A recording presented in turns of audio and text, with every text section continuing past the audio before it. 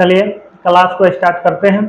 आज के क्लास में हम लोग नंबर सिस्टम के अंतर्गत संख्या पद्धति महत्वपूर्ण पॉइंट है। ये जो टॉपिक है आपका नंबर सिस्टम में संख्याओं का वर्गीकरण, यह आधार है गणित का, गणित विषय का नंबर सिस्टम का आधार बेस संख्याओं का वर्गीकरण, जिसमें कैटेगराइजेशन ऑफ नंबर 12 कैटेगरी में बांटा गया है। इन संख्याओं को मैथमेटिक्स में गणित की जो संख्याएं हैं उनको 12 भागों में वर्गीकृत किया गया है और एक भाग इसका है, उसको अगर जोड़ा जाए तो 13 हो जाएगा, लेकिन 12 मुख्य रूप से, प्रमुख रूप से 12 ही आपको पढ़ना है। एक आता है सम्मिश्र संख्या, जो इसके बाद बताया जाएगा। ठीक है, तो ये आपको यहाँ दिख रहा है। सबसे पहले हम लोग जानते हैं नेचुरल नंबर के बारे में, यानी कि प्राकृतिक संख्याएं। नेचुरल नंबर, देखिए नेचुरल नंबर गिनती की सभी संख्याओं को प्राकृतिक संख्या कहते हैं। काउंटिंग नंबर जो होता है, ऑल काउंटिंग नंबर, उसको हम लोग नेचुरल नंबर कहेंगे। All counting number called natural number. All counting numbers are called natural number. गिनती की सभी संख्याओं को प्राकृतिक संख्या कहते हैं और इसे कैपिटल एन से डिनोट किया जाता है, जिसे कैपिटल एन से हम लोग डिनोट करते हैं, यानी कि सूचित करते हैं। कैपिटल एन और इसका जो स्मॉलेस्ट नेचुरल नंबर कहेंगे तो 1 होगा। गिनती 1 से प्रारंभ होती है, तो स्मॉलेस्ट नेचुरल नंबर 1। अगर कोई कहे कि हाईएस्ट नेचुरल नंबर, बड़ी से बड़ी प्राकृतिक संख्या क्या होगी, तो इन्फिनिटिव, यानी कि अनंत। गिनती का कभी अंत नहीं हो सकता है। 1 से काउंट करना शुरू कीजिए, काउंट करते चले जाइएगा तो प्रारंभ होगा 1 से, लेकिन अंत इसका नहीं होगा, इन्फिनिटिव। बड़ी से बड़ी प्राकृतिक संख्या अनंत। अब बात करते हैं हम लोग पूर्ण संख्याएं, होल नंबर्स की। होल नंबर क्या है, ध्यान से देखिएगा। पूर्ण संख्याएं यानी होल नंबर। होल यानी पूरा, तो गिनती की संख्या अधूरी है 1 2 3 4 5। अब इसमें 1 से काउंटिंग शुरू किए 9 तक जाएंगे और 0 जब तक शामिल नहीं होगा 10 नहीं लिखा जा सकता है। तो पूर्ण संख्या तब होती है जब 0 को इसके समूह में शामिल किया जाए। प्राकृतिक संख्याओं के समूह में, समुच्चय में, सेट में 0 को इंक्लूड करेंगे, शामिल करेंगे, तो जो समूह प्राप्त होगा वो पूर्ण संख्याओं का समूह, यानी कि पूर्ण संख्याएं हैं। 0 से प्रारंभ होकर ये भी अनंत तक चलेंगी, 0 से प्रारंभ होकर इन्फिनिटिव तक। देखिए क्या होता है। अब कहेंगे हम लोग कि जितने भी प्राकृतिक संख्या हैं, natural number, all natural numbers are whole numbers, but all whole numbers are not natural number. कहने का मतलब है जो प्राकृतिक संख्या, कोई भी प्राकृतिक संख्या पूर्ण संख्या होगी, लेकिन सभी पूर्ण संख्याएं प्राकृतिक संख्या नहीं होगी, क्योंकि पूर्ण संख्याओं के समूह में 0 है और प्राकृतिक संख्याओं के समूह में 0 नहीं है। 1 2 3 4 डॉट डॉट डॉट, यहाँ 1 से शुरू हो रहे हैं, कि ये इसमें शामिल है, इसके समूह में है, तो सभी प्राकृतिक संख्याएं पूर्ण संख्या है, लेकिन सभी पूर्ण संख्या प्राकृत नहीं है, क्योंकि 0 प्राकृत में नहीं आती है। 0 जो है प्राकृत में नहीं है। अब हम लोग बात करते हैं पूर्णांक संख्याओं का। तो यहाँ तक तो पढ़ लिए, 0 से लेकर इन्फिनिटिव तक पूर्णांक। 0 से भी पहले कोई संख्या होती है जिसका नाम है ऋणात्मक संख्या। 0 के बाद वाला शब्द है धनात्मक संख्या।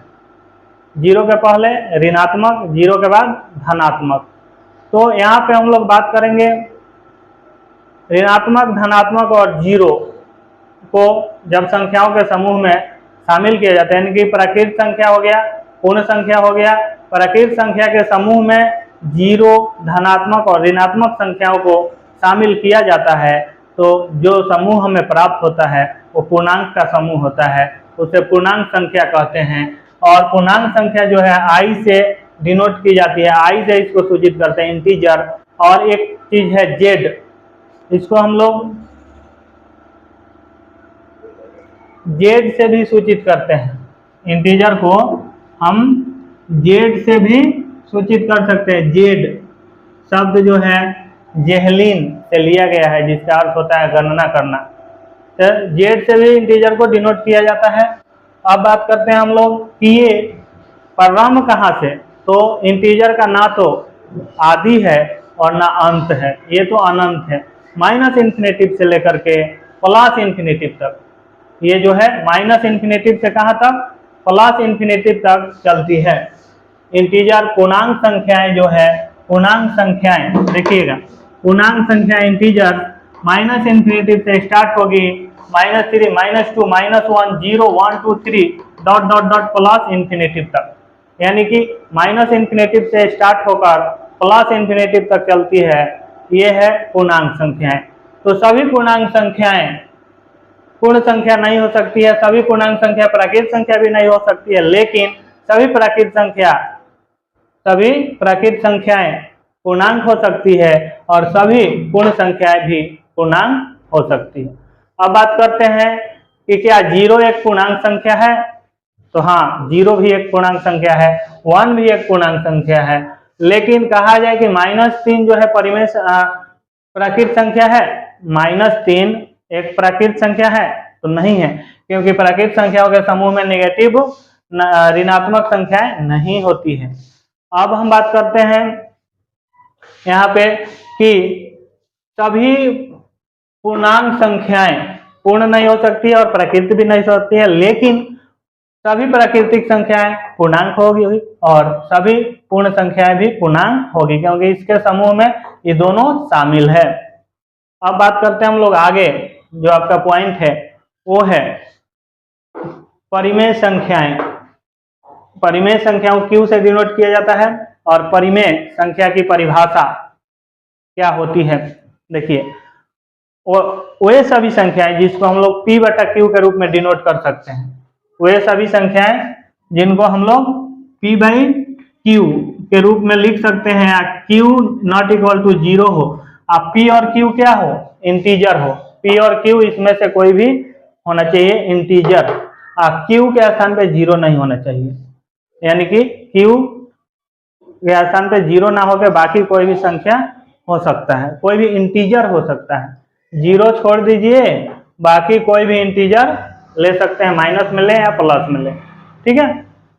अब बात करते हैं हम लोग जिसे P/Q के रूप में नहीं लिखा जा सकता है, जहां P और Q पूर्णांक हो, Q not equal to 0 P/Q के रूप में नहीं लिखा जा सकता हो, और P और Q क्या हो, पूर्णांक हो, तो वैसी संख्या सभी संख्याएं जो है अपरिमेय संख्या कहलाएंगी। अपरिमेय संख्या देखिए 7 है तो 7/1 लिख सकते हैं, -5/1 लिख सकते हैं, √4 है तो परफेक्ट स्क्वायर नंबर है ना, √4 परफेक्ट स्क्वायर नंबर है, इसलिए ये क्या होगा, 2 बाहर आ जाएगा, 2/1 लिख सकते हैं। फिर 10 तो 24 है, तो ये जो है 32 का स्क्वायर है।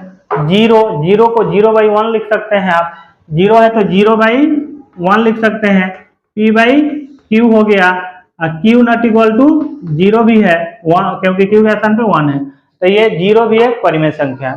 अपरिमेय की बात करें तो जिसको P/Q के रूप में नहीं लिख सकते हैं, वो अपरिमेय संख्या है। अपरिमेय संख्या जैसे जिसका परफेक्ट स्क्वायर रूट ना निकल सके, जिसका परफेक्ट स्क्वायर रूट ना निकल सके, जैसे देख लीजिए यहाँ पे √2 P/Q के रूप में भी नहीं लिख सकते हैं आप, और जैसे √2 हो गया, √3 हो गया, √5 हो गया, √11 हो गया, पाई हो गया। पाई का वैल्यू 22/7 के लगभग होता है, लगभग वाला जो होगा वो परिमेय संख्या नहीं होगा, अपरिमेय होगा। तो पाई का वैल्यू जो होता है ना, पाई को लगभग 22/7 माना जाता है, लगभग, ठीक है, लगभग 22/7 का माना गया है, इसलिए पाई भी अपरिमेय संख्या है। log 2 का भी वैल्यू जो होता है वो अपरिमेय संख्या, log 2 का मान जब निकालिएगा वो भी अपरिमेय होगा। फिर 3/3 अंदर रूट के अंदर है, ये 3 यानी कि घन संख्या है √5, ये भी जो है अपरिमेय है, एटसेट्रा। अब बात करते हैं हम लोग यहाँ पे आगे आपका देखिए परिमेय अपरिमेय हो गया। सम संख्या इवन नंबर, विषम संख्या ऑड नंबर। तो सम और विषम की बात कीजिए। सम संख्या जो 2 से पूरा पूरा कट जाए, यानी कि जिसमें 2 से पूरा पूरा भाग लग जाए, वो क्या है? सम संख्या है। देखिए यहाँ पे सम संख्या इवन नंबर, इंग्लिश में इसको हम लोग इवन नंबर के नाम से जानते हैं, इवन नंबर्स। तो यहाँ पे इवन 2 से स्टार्ट करते हैं, ठीक है, 2 4 6 8 डॉट डॉट डॉट इंफिनिटिव तक। फिर विषम संख्या, ये सब सम विषम प्राकृत का ही भाग है। इसको सम प्राकृत संख्या कह सकते हैं आप, और विषम प्राकृत संख्या कह सकते हैं आप, ठीक है। 2 4 6 8 1 3 5 7 9, यानी कि गिनती की संख्या लिख दीजिए और उसमें 2 4 6 को गोला कर दीजिए, बाकी जो बचता है वो विषम संख्या हो जाएगा। ये भी इंफिनिटिव तक जाएगी दोनों। अब बात करते हैं भाज्य संख्या और अभाज्य संख्या। भाज्य यानी कंपोजिट नंबर। कंपोजिट कहने से ही पता चल रहा है कि उसमें बहुत सारे संख्याओं का समावेश हो। जैसे कंपोजिट की बात की जाए, कंपोजिट देखिए, भाज्य संख्या, अभाज्य संख्या। भाज्य यानी कि जो विभाजित हो जाए, अभाज्य यानी कि जो विभाजित ना हो, अभाज्य हो। लेकिन भाज्य संख्या, अभाज्य संख्या, अभाज्य यदि हम समझें तो आप समझ सकते हैं कि अभाज्य में क्या होता है कि स्वयं और एक के अतिरिक्त उसमें अन्य कोई फैक्टर ना हो। कोई भी ऐसी संख्या जिसमें स्वयं और एक के अतिरिक्त कोई भी फैक्टर ना हो, वो अभाज्य संख्या होती है। जैसे आप समझ सकते हैं 2 है तो 2 का ऑल फैक्टर में 1 और 2 आएगा। 2 का ऑल फैक्टर मतलब क्या होता है? सभी गुणनखंड। सभी गुणनखंड में स्वयं और एक के अतिरिक्त और कोई संख्या ना आए तो उसको हम लोग कहेंगे अभाज्य संख्या। अब 3 भी ले लीजिए तो 1 और 3 के अतिरिक्त और किसी टेबल में आएगा? नहीं आएगा। 5 ले लीजिए, 7 ले लीजिए, फिर 11 ले लीजिए, ठीक है। तो ये सब अभाज्य संख्या हैं, प्राइम नंबर है, प्राइम नंबर है। अब हम लोग बात करेंगे कंपोजिट नंबर का, ठीक है। कंपोजिट नंबर्स, कंपोजिट यानी कि जिसका फैक्टर स्वयं और एक के अतिरिक्त अन्य कोई संख्या हो फैक्टर में। जैसे मान लीजिए आप 4 ले लीजिए तो 4 1 के टेबल में आएगा, 2 में और 4 में, यानी कि स्वयं भी है, 1 भी है और 2 भी है इसके ऑल फैक्टर। ऑल फैक्टर यानी कि कुल गुणनखंड। कुल गुणनखंड 4 का क्या क्या है? 1 2 4। वैसे ही 6 का ले लीजिए तो 6 में 1 आएगा, 2 आएगा, 3 आएगा, 6 आएगा, यानी कि ये सब कंपोजिट नंबर है। 9 भी कंपोजिट नंबर है। अब इसको देखिए, सम विषम हो गया, भाज्य अभाज्य। तो भाज्य संख्या का 4 6 8। अब कहा जाए कि सबसे छोटी भाज्य संख्या कौन सी होगी? सबसे छोटी भाज्य संख्या 4 होगी। Smallest composite number is 4, smallest prime number is 2। 1 जो होता है ना तो प्राइम है ना कंपोजिट है। एक जो है ना तो प्राइम है और ना ही कंपोजिट है, ये दोनों में से कोई नहीं है।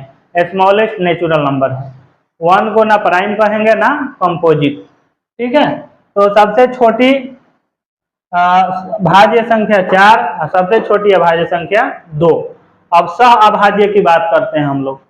को प्राइम नंबर, सह अभाज्य, तो लगातार कोई भी संख्याएं, नेचुरल नंबर हो, इंटीजर हो, होल नंबर हो, लगातार कोई भी संख्या, गिनती की संख्या, नेचुरल नंबर ही लीजिए, लगातार है तो सह अभाज्य है। जैसे 1, 2, 2, 3, 3, 4, 3, 5, ऐसे भी हो जाएगा 3 5, जिसका HCF 1 आए। 2 ऐसी संख्याएं जिनका HCF, 2 ऐसी संख्याएं जिनका HCF क्या आए? 1 आए, वो सह अभाज्य को प्राइम नंबर कहलाएंगी। वे सभी संख्याएं जिनका HCF क्या है? 1। जैसे 2 3 का HCF 1 आएगा, 3 5 का, 5 7 का 1 आएगा, 12 13 का 1 आएगा, तो सह अभाज्य को प्राइम संख्याएं कहलाएंगी। एग्जाम्पल यहाँ पे 5 7 2 3 1 2 एक्सेट्रा। और ये भी इन्फिनेटिव है, इनका भी कोई अंत है नहीं है। कोई भी दो पेयर ले सकते हैं जिसका HCF एक हो, वो सब अभाज्य संख्याएं हैं। अब बात करते हैं हम लोग वास्तविक संख्या, रियल नंबर्स। रियल तो रेशनल और इरेशनल संख्याओं के समूह को, रेशनल और इरेशनल संख्याओं के समूह को हम लोग रियल वास्तविक संख्या कहते हैं। रियल यानी वास्तविक। इसके बाद इमेजिनरी नंबर की बात करेंगे हम लोग, अवास्तविक संख्या। तो अवास्तविक संख्या में क्या होगा कि अंडर रूट माइनस में कोई भी संख्या हो तो इमेजिनरी नंबर होगा। Under root -6, under root -5, under root -517, under root -11, under root -25, under root -8, यानी कि इमेजिनरी नंबर इमेजिन करके जिसका वैल्यू निकाला जाता है वो हो गया आपका अवास्तविक संख्या, इमेजिनरी नंबर। तो अभी हम लोग इस क्लास में बेसिक ऑफ नंबर सिस्टम, ये आपका फर्स्ट क्लास है। अब सेकेंड क्लास में हम लोग नंबर से